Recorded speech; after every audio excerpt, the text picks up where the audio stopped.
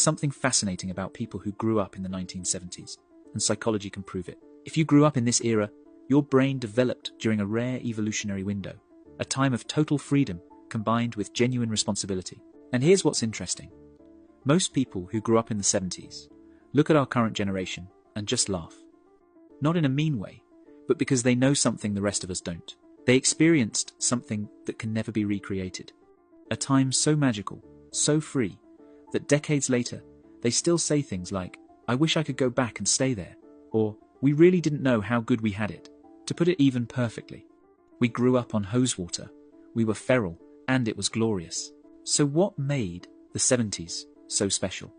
And more importantly, what did it do to your brain that makes you different today? The first trait is what researchers call self-directed problem solving.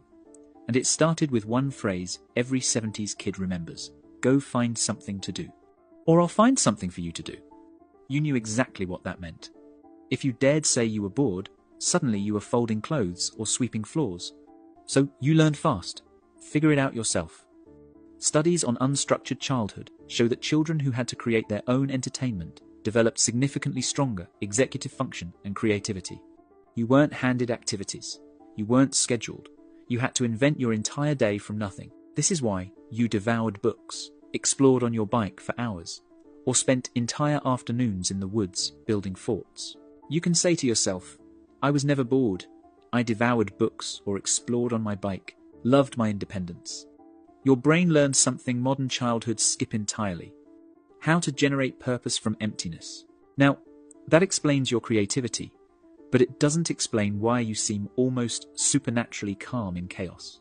That comes from this next trait: adaptive risk calibration. You grew up climbing trees that were definitely too high, riding bikes without helmets, throwing rocks at each other, setting things on fire with fireworks. You can say, that was our internet. Every scraped knee, every minor disaster, every close call was teaching your nervous system something crucial. Research in developmental psychology shows that children who experienced physical risk in play developed better threat assessment and lower baseline anxiety as adults. Your brain learned the difference between actual danger and manageable risk by living it, not by watching it on a screen or having a parent intervene. You broke bones, you got scars, and that honestly felt like a Medal of Honor with a story behind it. This is why you can walk into a crisis and just start solving it while everyone else is panicking. But here's where it gets deeper, and this is the piece most Gen Z will never understand. You carry what researchers call comfortable solitude capacity. You spent hours in your room listening to music. You laid on the grass, just talking to friends. You explored alone, not because you were lonely, but because there was no screen demanding your attention every 3 seconds. Studies on pre-digital childhood found that people who grew up before constant connectivity show significantly less anxiety when alone with their thoughts. In fact, recent research had participants choose mild electric shocks over sitting quietly for 15 minutes. You'd probably find that ridiculous. You learned early that boredom isn't an emergency.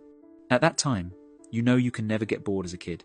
Your brain never developed the addiction to constant stimulation that defines modern life. This is why you can wait in long lines without losing your mind. The fourth trait is something psychologists call analog patience, and it shaped you in ways you probably don't even realize. You waited for your favorite show once a week, no binge watching. You took photos and waited days to see if they turned out. You wanted to talk to someone? You memorized their phone number and hoped they were home. Research on delayed gratification shows that people who grew up waiting for things have better impulse control, better relationship outcomes, and better career success.